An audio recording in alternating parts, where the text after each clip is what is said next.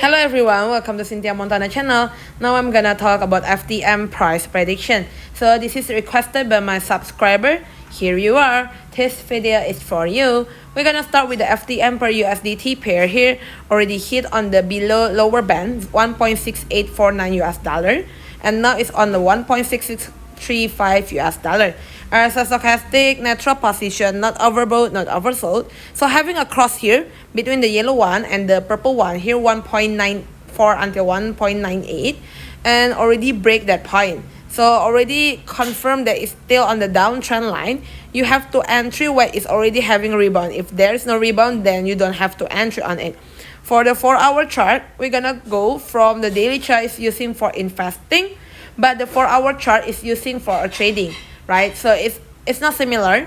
It's trying to find the other way. If you are for investing, then you can use a daily chart. For trading, you can use a 4-hour chart or the time frame, a smaller time frame for it. Now it's already above the moving average 1.6625. So if they break that point, then you can wait and see first. And if they break until 1.15 below that point, then you have to wait and see first and find the other cryptocurrency for it, right?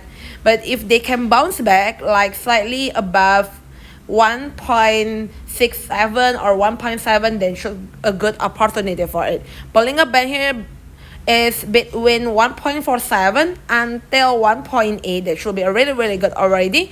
Then you can enter the market on slightly 1.4 around that point, right? Thank you everyone for watching this video. Don't forget to like, comment, and subscribe.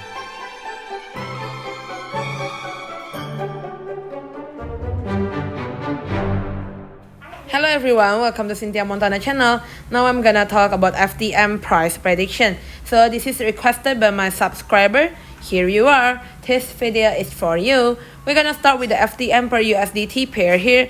Already hit on the below lower band 1.6849 US dollar, and now it's on the 1.6635 US dollar.